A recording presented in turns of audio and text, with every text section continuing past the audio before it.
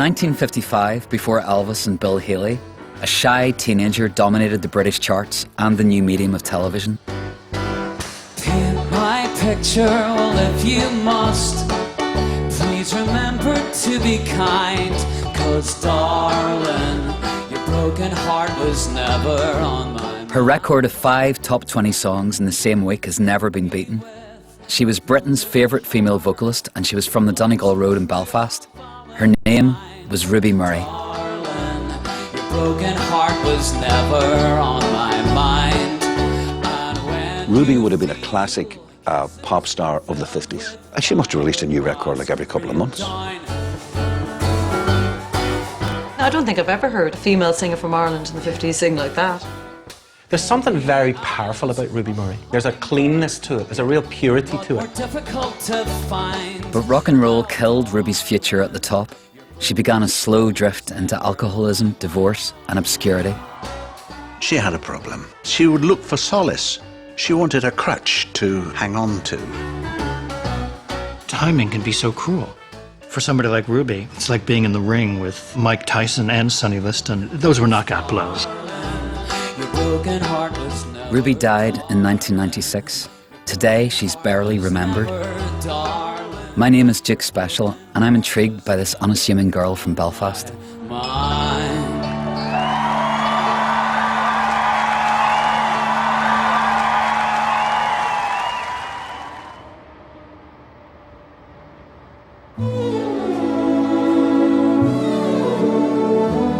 Come into my heart, my love.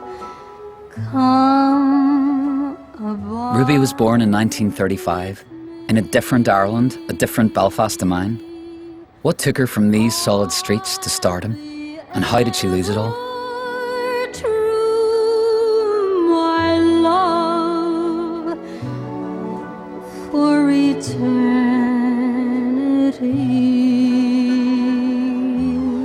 She was the youngest of the children, the youngest of 4, and she had an older sister, Patsy, who acted as a bit of a minder for her, because she was a bit of a, fluffy, pinky, candy flossy kind of, sensitive, artisty kind of type. When did she start singing, or? It's hard to tell, but tiny, 3 years old. 3, yeah. I mean, there's the stories of her going around and performing all over Ireland in cowsheds, and so half of the audience would be cows. I mean, that's what she told me. When they suddenly discovered that she could sing, it was quite a thing, right? Because that's something a bit different.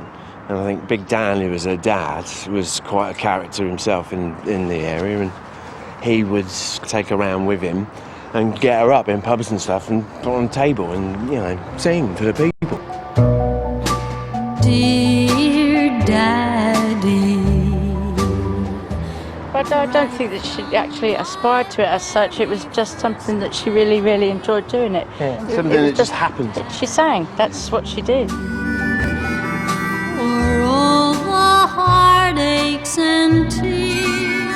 I think I sang from the minute my father realised that I could hold a tune, And my mother always dressed us. We were very, very poor, but she dressed us nice, And he used to stand me up.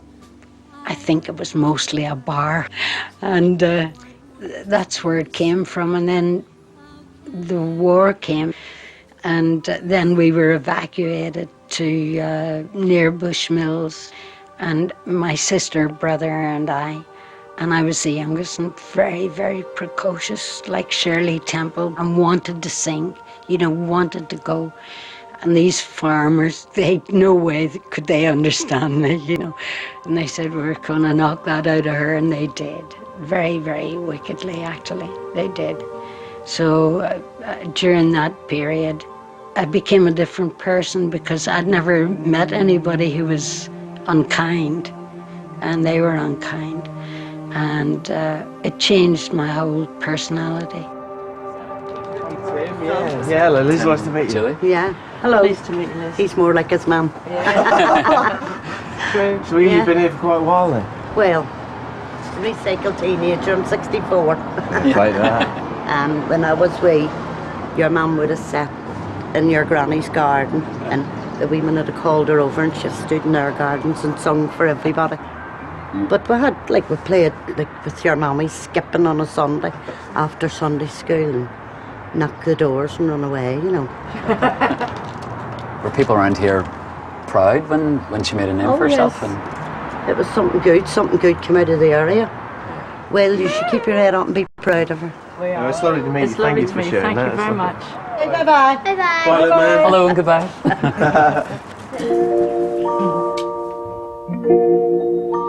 Kiss your ma and kiss your pa, then you can pray to him afar. Close your eyes, go to sleep, little one. From the bars and tabletops of Belfast, Ruby progressed to church halls and concerts right across the country. This was no normal childhood. At 12, she made her television debut in London. At 14, she left home for a summer season in Glasgow. Soon, she would leave forever. From what she has told you, do you think it was a happy childhood she had?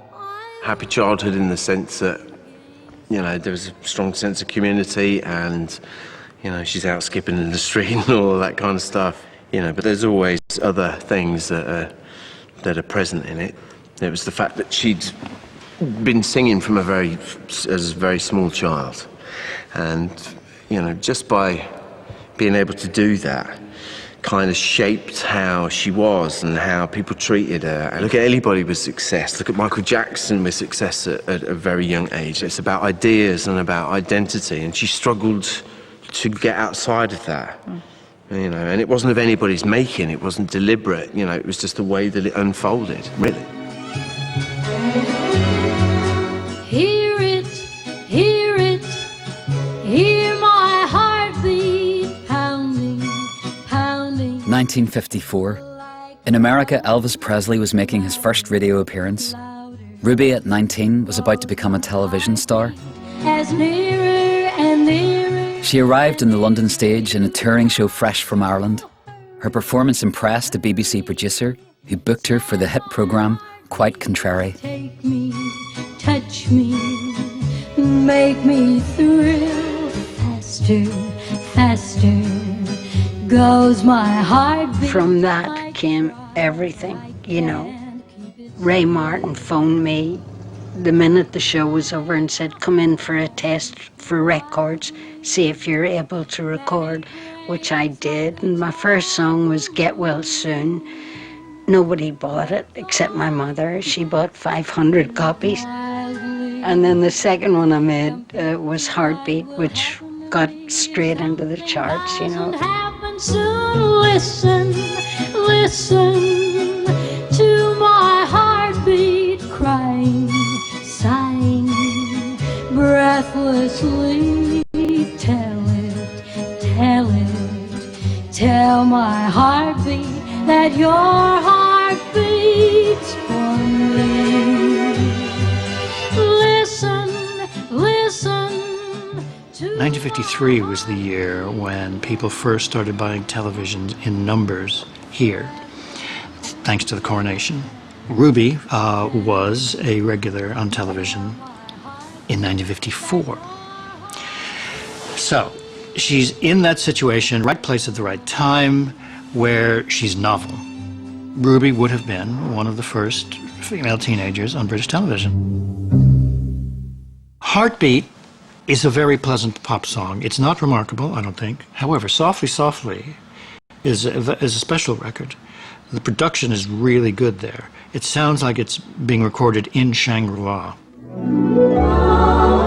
It's somehow very atmospheric.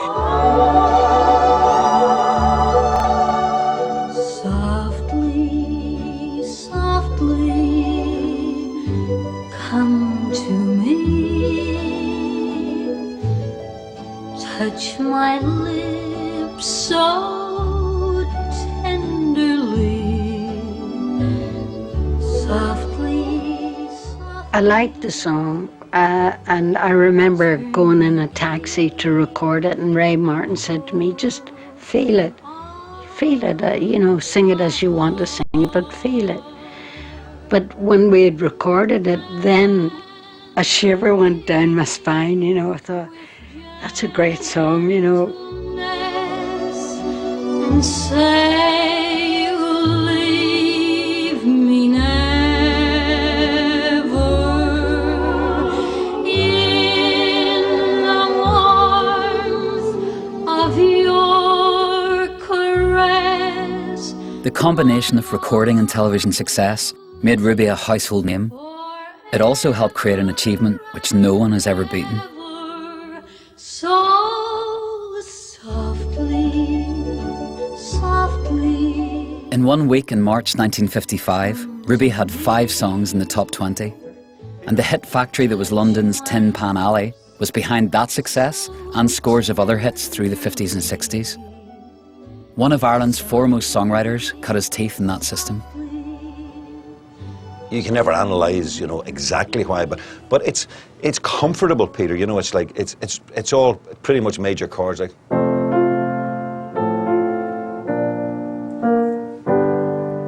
Even that change is same again.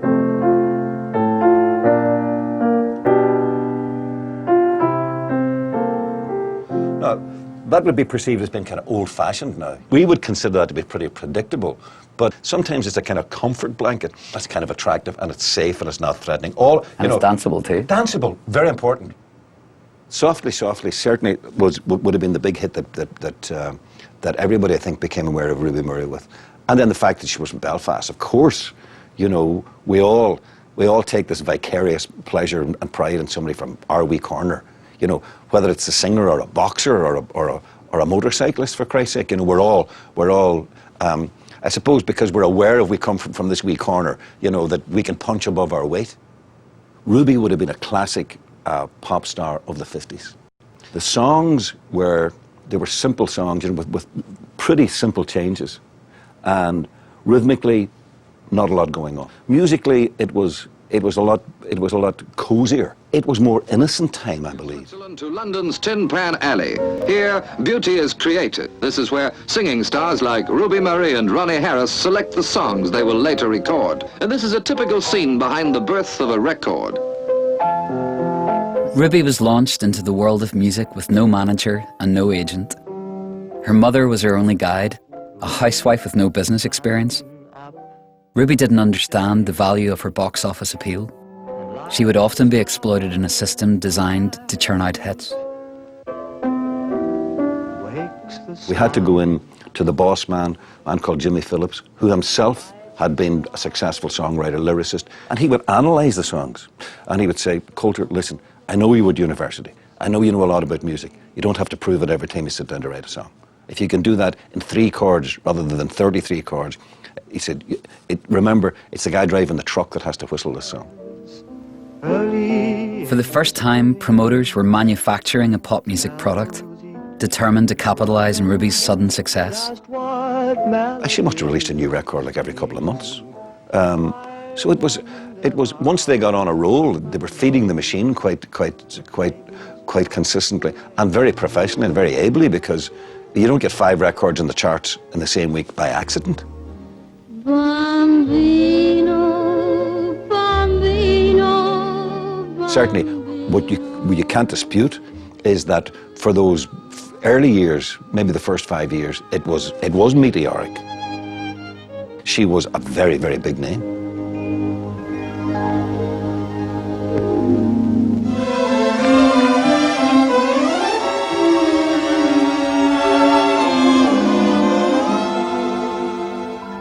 Since I've known him, he's been by my side. Ruby was Britain's first teenage television and recording star, an amazing achievement for a timid 19-year-old from Ireland. Voted most popular singer ahead of Shirley Bassey, Vera Lynn, Alma Cogan and Petula Clark. One thing that's quite distinctive about her style of singing is that slight scooping that she does for emotional effect. Yeah, she kind of swoops up to the notes. She swoops up to the notes, you know, to It's just to make the words, I suppose, and the emotion come out.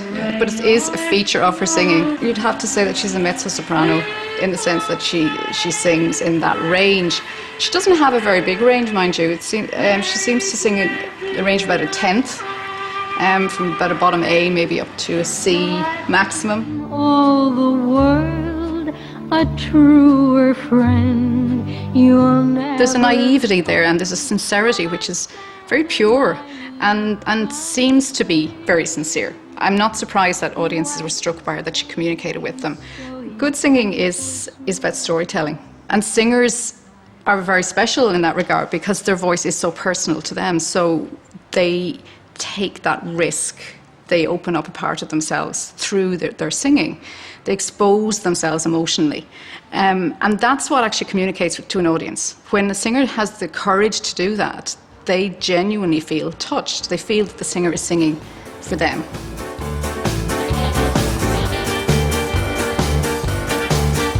Well, I burned easily since I was a boy. I opened myself to Being on stage, for me, it feels like you're breathing pure oxygen.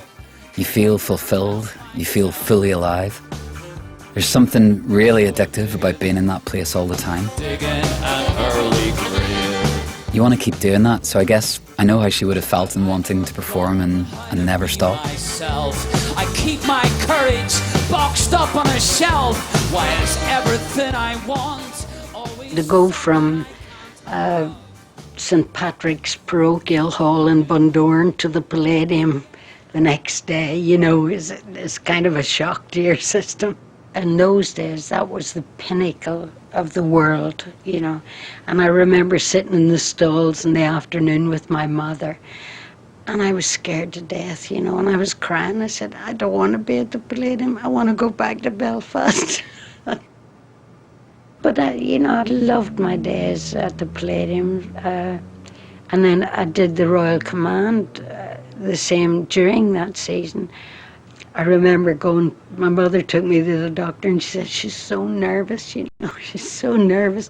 And he gave me an Oblivon tablet, the big blue tablets to calm your nerves. And I was so nervous I forgot to take it.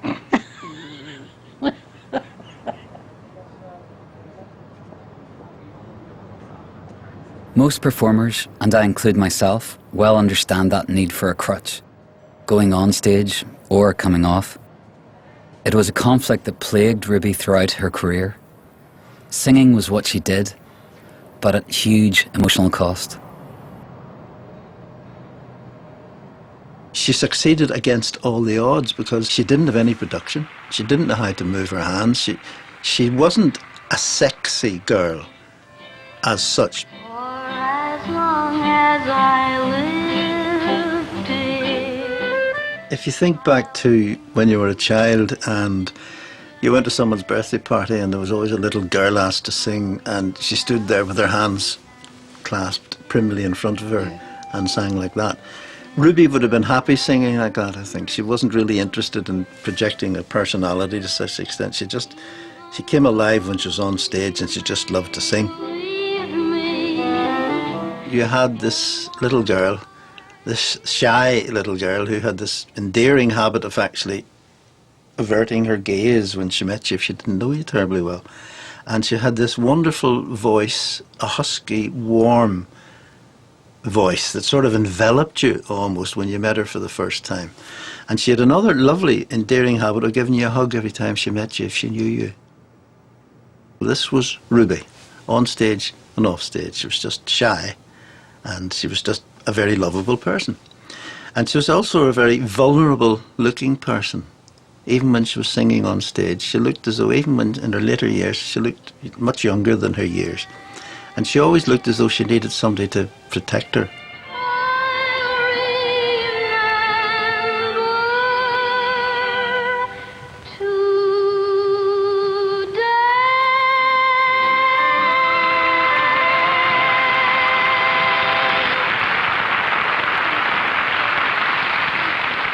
With her stage, television and recording success, movies were the next step. You know who I mean? It's Ruby Murray.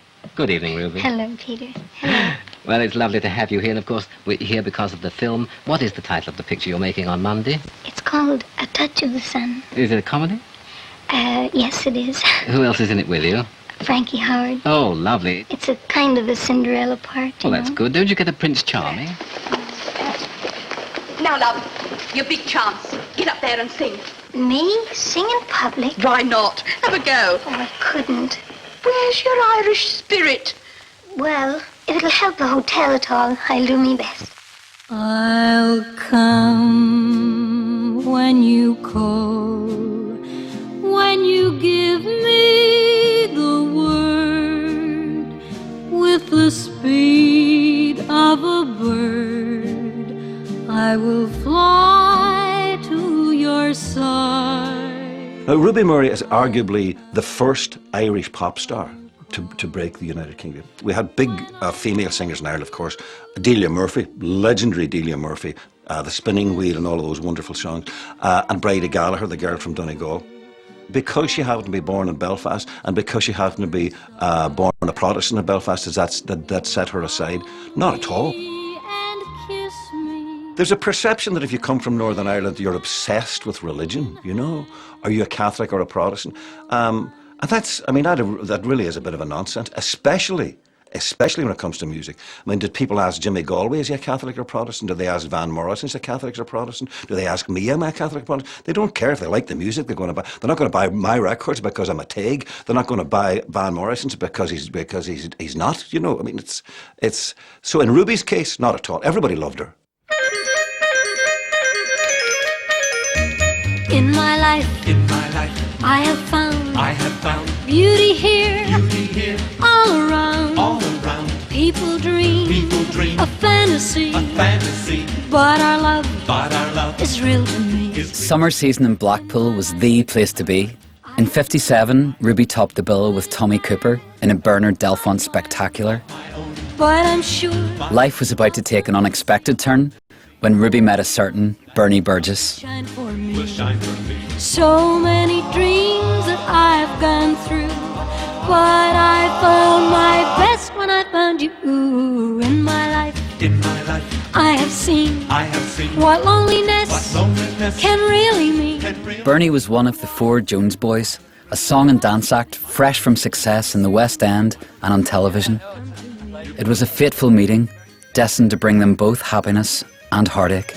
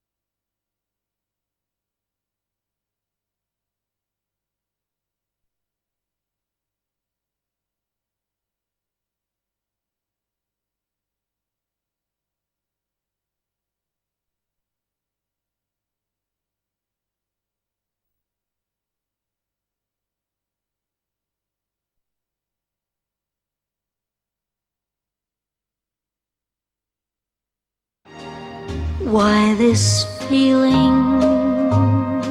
In Blackpool's summer season of 1957, the Jones Boys were on the same bill as Ruby Murray at the Pier Pavilion. You say hello. Bernie Burgess had barely spoken to her during rehearsals, but he was in for a surprise. One night, Ruby was saying, "Are you going to the restaurant?" I said, "Yes, I am." "Oh, good." She said, "Well, we'll all go together." So I finished up sitting next to Ruby in a taxi going to this restaurant. You're thinking, luck's in here. Not quite, because I was still in awe that she is a tremendous star. Well, when we got out of the taxi, it was raining and we'd got to go across the road. So, and there was busy traffic and it was very wet. And I said, look, and I took her hand to take her across the road. And when we got across the road, she didn't want to let go. And I thought, that's unbelievable. She wants me to hold her hand. And from there on, it quickly snowballed. Very quickly snowballed.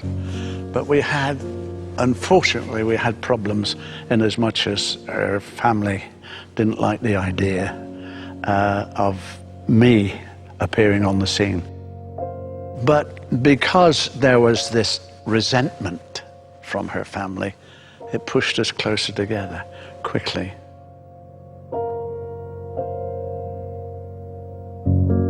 Bernie believed he'd found his soulmate. Just 6 weeks after the night they first held hands, he and Ruby married. She was 22, he was 29. We had a reception at the Carlton Hotel up the road, and there was 12 people in the total congregation, and nobody knew that we were married.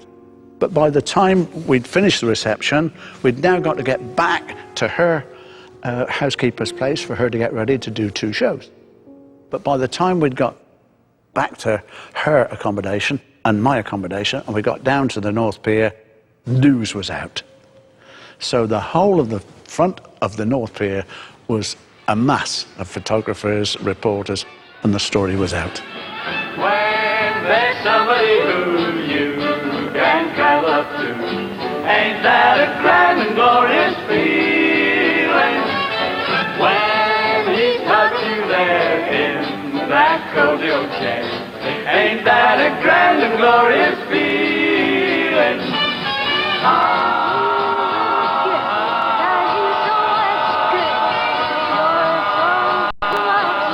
You just feel like knocking wood and wax.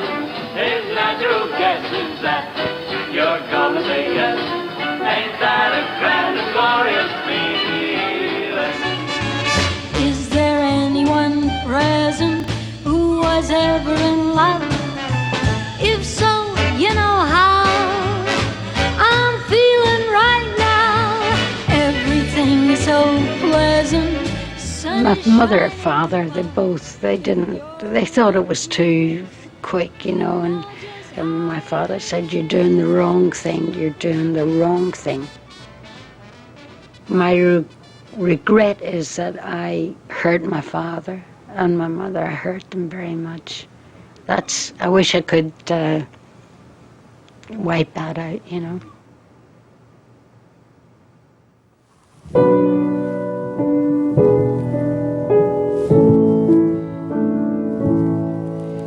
Softly, softly, come to me, touch my lips so tenderly.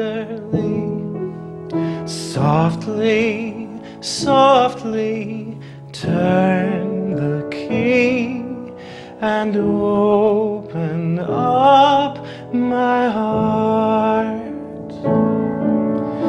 Handle me with gentleness and say you leave me never. In the warmth of your caress, my love will live forever and ever. So softly, softly. You go out there and the whole thing is about that hour and a half in front of people. I remember, you know, the great Scottish singer Eddie Reader saying to me, you really seem to lose yourself when you sing. And I went, no, I find myself. For that hour and a half, the world makes sense.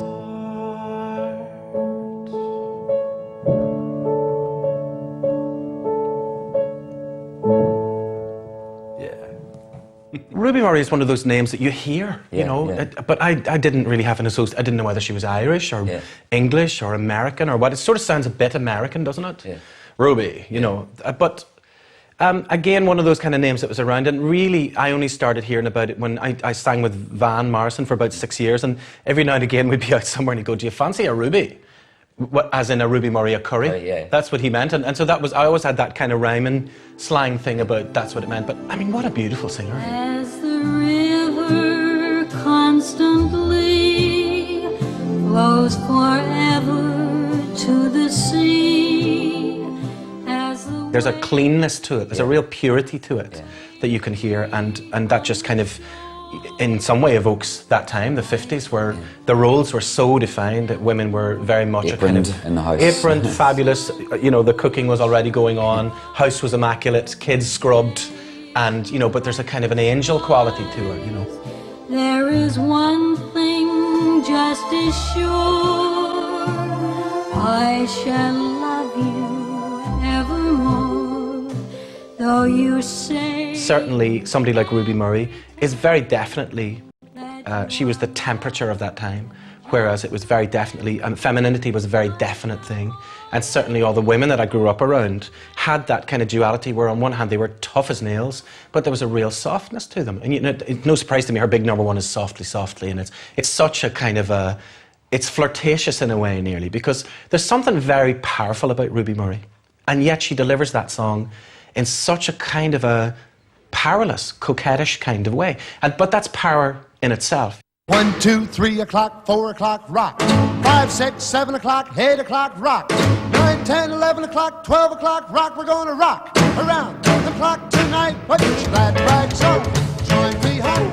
Ruby became famous in a world where most young people were just clones of their parents, where their style and their tastes weren't radically different, where comfortable ballads were the music of choice, not rebellion. But that world was changing dramatically and forever.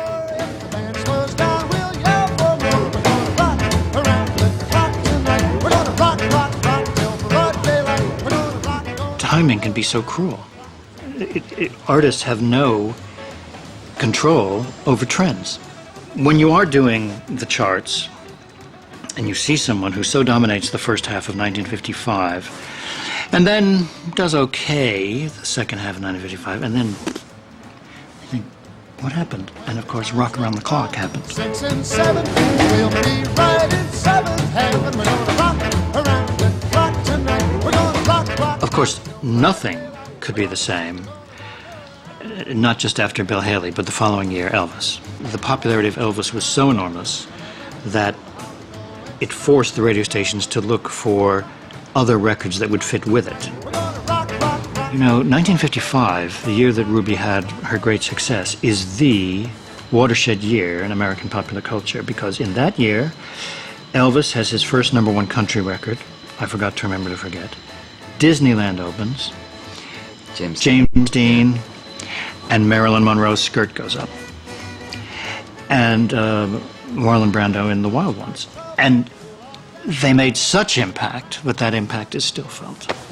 And so for somebody like Ruby, it's like being in the ring with Mike Tyson and Sonny Liston. Those were knockout blows. You couldn't compete. You couldn't compete. And you know, Vera Lynn is another one. She didn't have hits anymore.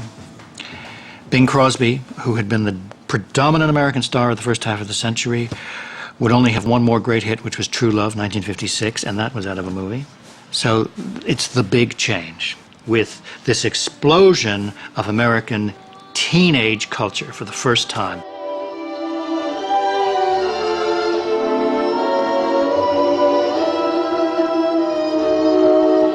I adore you.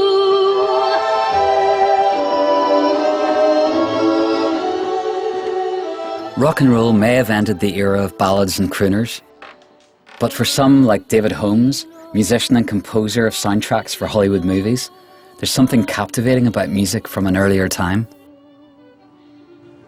Yeah, I mean, what I love about these records more than anything is the recordings and the actual sound of the recordings. The fact that it's probably like 2 microphones or 1 microphone, you know. It's true what they used to do. They used to, in Atlantic Records in New York, I can't remember which avenue it was on, but it was in like an office during the day, and at night time they would push all the furniture against the walls and bring out some baffles and set up the mics, and that's where they were recording people like, you know, John Coltrane and stuff, and just making this lush sound that no plug-in or no high-tech piece of gear could ever give you.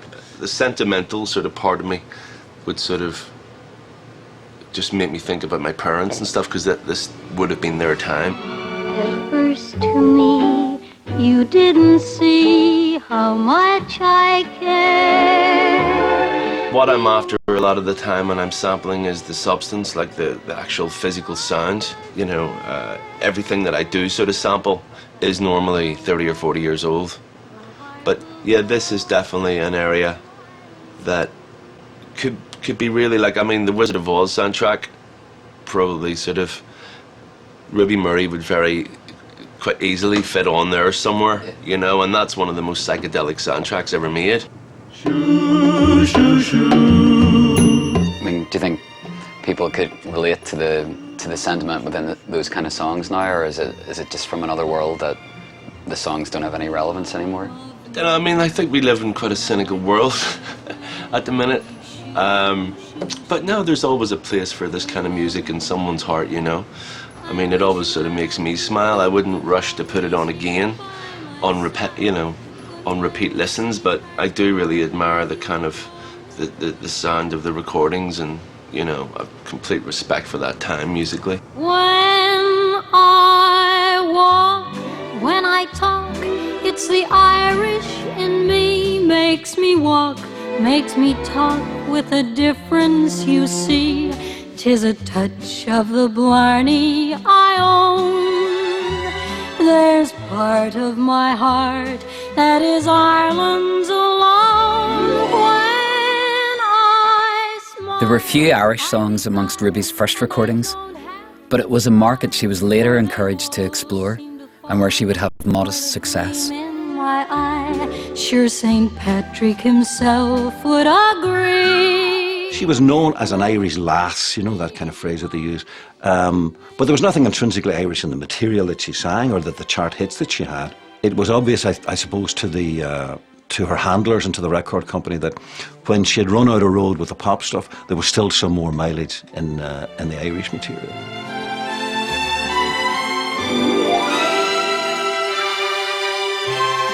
There were also attempts to choose songs and styles that might appeal more to the rock and roll generation.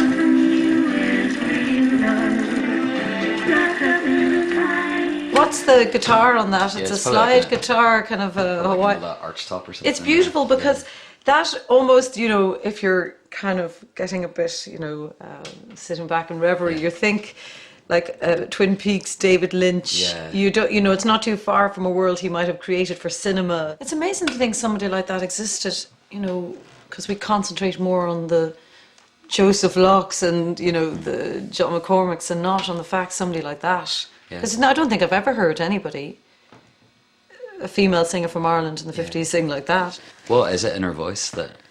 I don't know. I think she, like, I suppose in those days, you know, people had to sing really well and sing beautifully and harmoniously, and what happens sometimes when people sing well is that sheen gets rid of personality in a singer.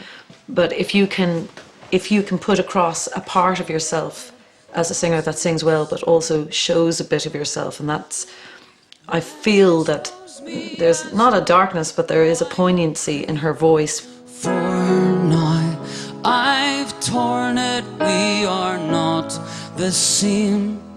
There's a sun that's breaking through my window pane. It's burning up my face. Yeah, it's doing it again. No cover up, no room for... There's a lot of contributing factors of Ruby becoming nervous.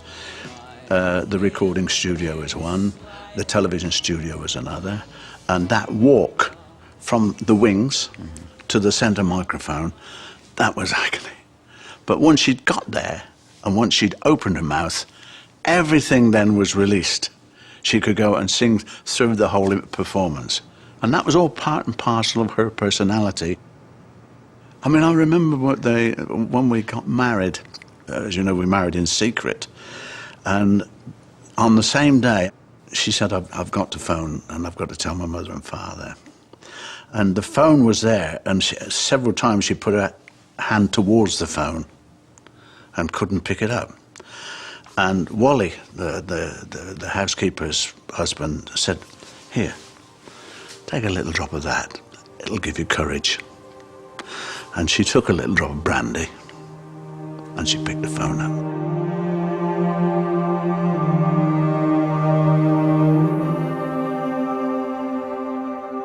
You're under pressure all the time, you know.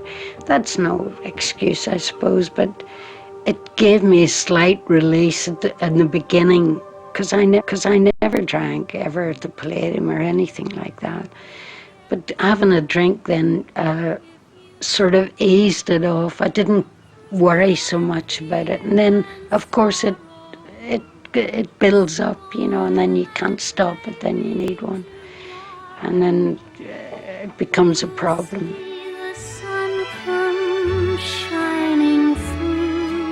I remember the first time that I ever noticed that there was a change of personality.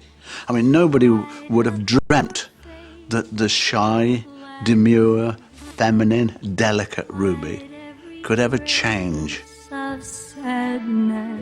Believe it or not, was the day that President Kennedy was assassinated. And that was the first time I saw it, but from then it accelerated. The temptation that goes hand in hand with the world of music and performance is just the same today. Every night can be Saturday night if you let it. I want you back again. I want your love again. Through the 60s, theatres were dying, and Ruby was beginning to drink more heavily. Her days as a major star were slipping away, but she was still constantly touring. Even with 2 young children, she spent long stretches on the road. Tell me you're coming back to me, you gotta. Tell me you're coming back to me, you gotta. Tell me you're coming back to me, you gotta. Tell me you're coming back to me, you. What exactly are you doing these days? Well, you know, apart from trying to live a normal family life, I'm working mostly around Manchester, the nightclubs and things, you know, because most of the theatres have finished and nightclub work is... Was there a struggle within her between being on stage and also then trying to juggle this fact that she was also a mum and a wife, and there were probably expectations in that respect?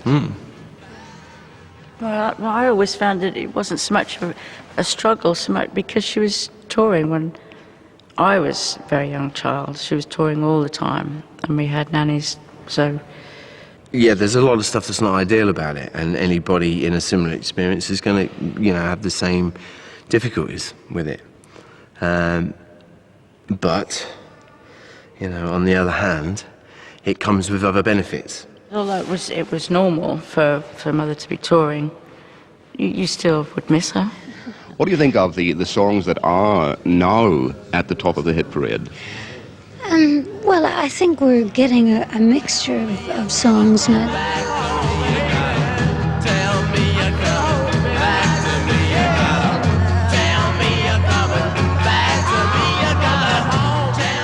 Within a few years of the whirlwind romance of Blackpool, family life had started to crumble.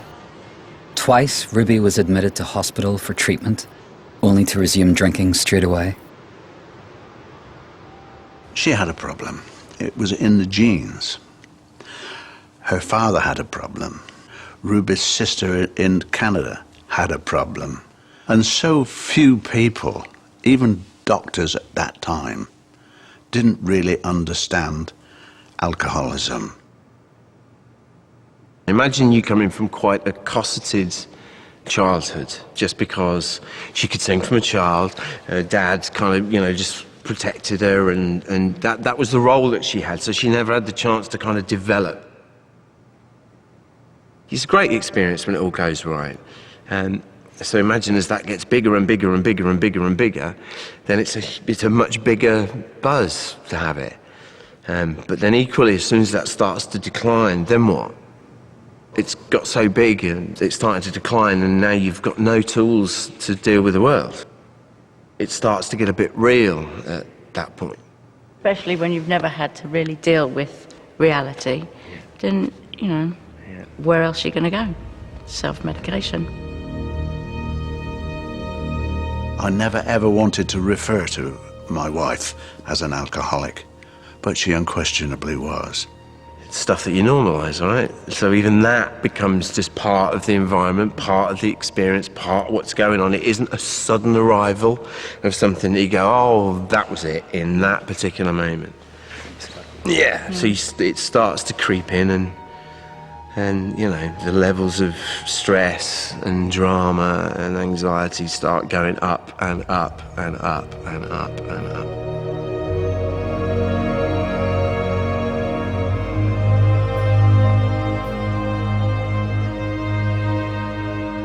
By 1974, the marriage was over.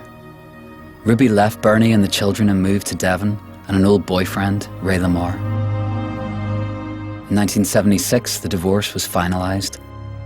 Bernie was granted custody of the children, mainly because of Ruby's touring. Julie was 15, Tim 9.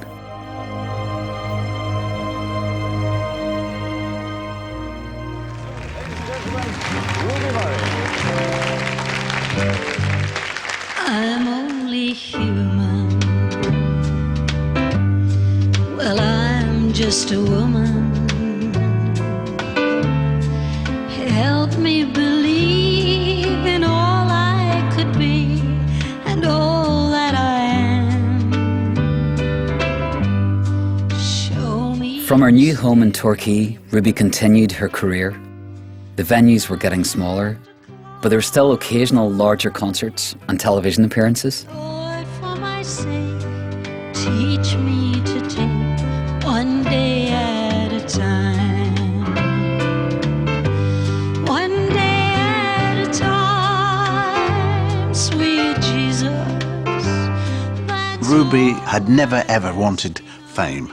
She never craved for fame. She was frequently asked, well, where have you been?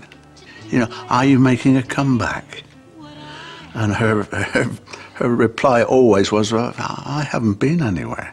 I've been around all the time. Yeah. But she continued working throughout her entire life in live entertainment, in live appearances. Yesterday's gone, sweet Jesus, and tomorrow may never be mine. What was it that she enjoyed? What was it she loved so much? What was it she was so good at? Singing. Why? Because when she sang, she connected with people. When she was a kid, what was the benefit? When she sang, people connected to it and paid attention. And when she was older, when she sang at parties with family, it was connection. It was some sort of, you know, harmony, forgive the pun, but some harmony with people. And that's the value she recognised. The faith of a child is a wondrous thing, as sweet as the dew on a rose in spring. After nearly 20 years together, Ruby and Ray Lamar married in 1993. By then, Ruby's health was failing. Bernie had another relationship but never married. Occasionally, he would visit their son Tim, who had moved to be near his mother. Tim was keen for his parents to see each other again. I went down once, and I sat in the car, and he said, "Are you coming into?" I said, "No, I'll wait for you here." So he said, "Well, she wants to say hello to you." And I said, "Oh, Tim." So anyway, he went and fetched his mother, and I watched her walking along the street, and that was terrible. I've got to stop. That's okay.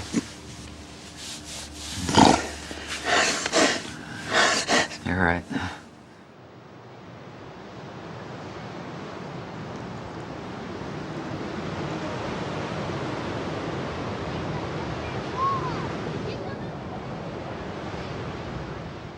Brought together by Tim, it was the first step in a reconciliation.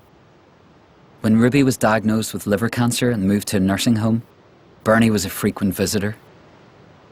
In the final year of her life, she and Bernie were a couple once again.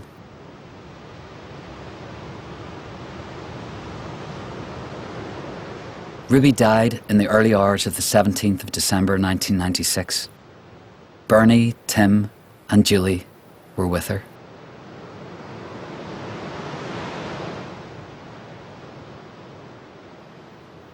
My memory takes me to those wonderful nights we knew, when I made love to you until the dawn. You left, and to my surprise, I'm laughing through tear-dimmed eyes, because I realize I can't go on, my darling, with the parting of the ways. You took all my happy days and left me lonely nights. Morning never comes too soon, I can face the afternoons, but oh, those lonely nights. I feel your arms around me, your kisses linger yet. You taught me how to love you, now teach me to forget. You broke my heart a million ways. Ruby Murray is one of the greatest stars Ireland has ever produced. Her record 5 hits in the same week is remarkable. But what has more resonance for me is her motivation. It was never about money or fame.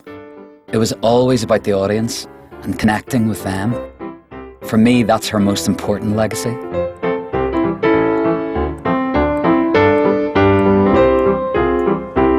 I feel your arms about me, your kisses linger yet. You taught me how to love you, now teach me to forget. You broke my heart a million ways, and you took all my happy days and left me lonely nights.